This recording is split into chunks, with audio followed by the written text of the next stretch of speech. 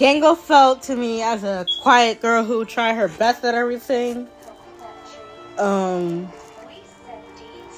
to be treated or belittled by people who just see her as weak or deem her useless. So let's get on to her backstory.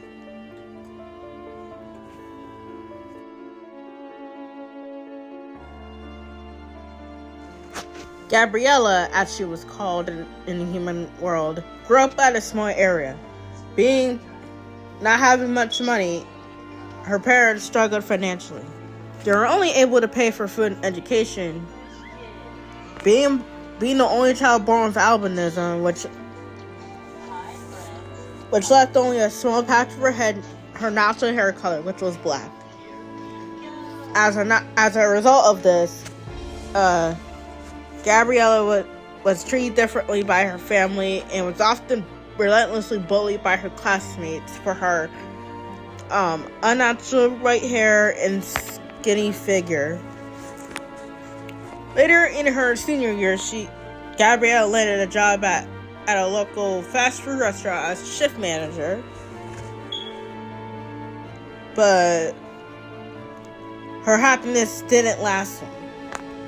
You see, Gabriella wanted to do something with her art, with her love of art, but was unable to due to her current status, and was unable to get a proper apartment. So she lived with her grandmother at the time.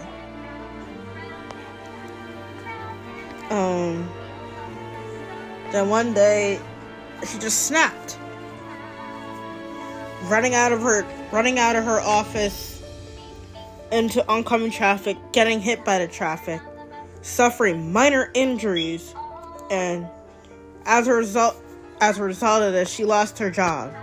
Having enough, Gabriella just runs home, locks herself in a room, and sets up the game which will soon change her life. She puts on the headset. She hears a click. It's just silence. She enters the amazing Digital Circus, coming in as a ribbon with two masks, the comedy and tragedy. She would not know that she would be stuck there for ages to come. But she has people like Kinger, Ragatha, and later will become good friends with Zooble, and later Pomni. That's all I have for her story. This connects to Zooble's story, which I'll get into her next segment. So enjoy the rest of the speed paint, and we'll see you in Zooble's section.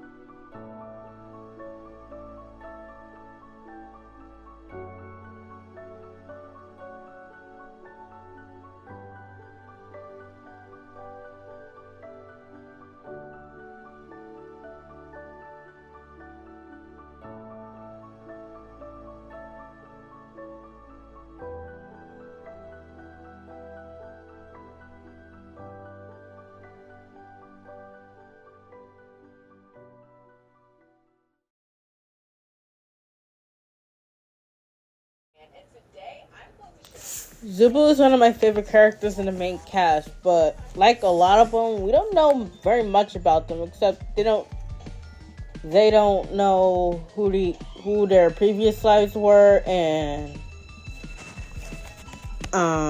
they just want to find something that fits them right. So we're gonna get into their backstory.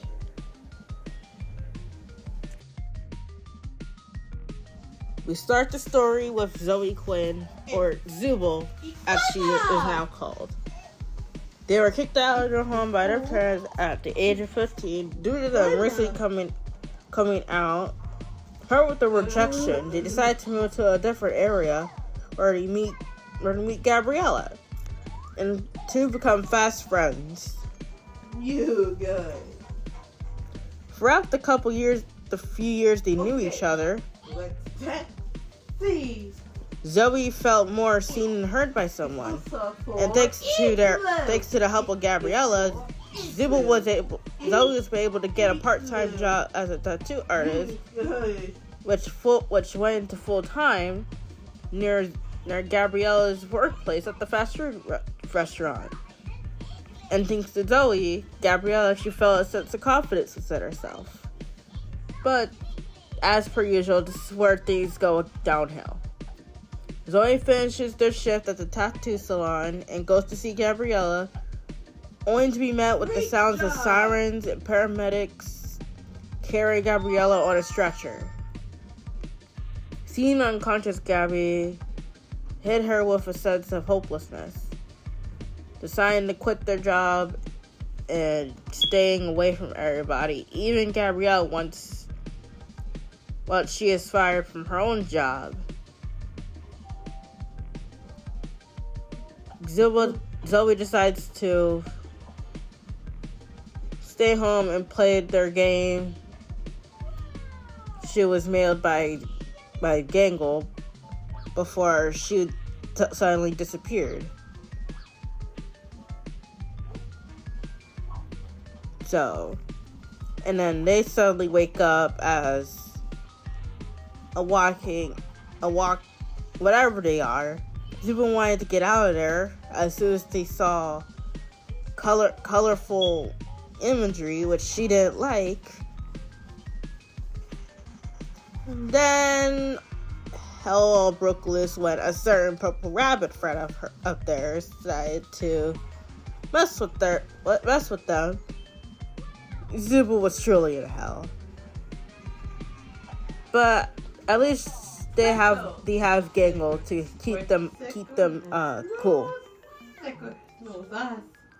So yeah, that's all I have. I'll probably take a break from doing Digital Circus related stuff for a bit, and then I'll get into Kinger and his wife Queenie, and then yeah.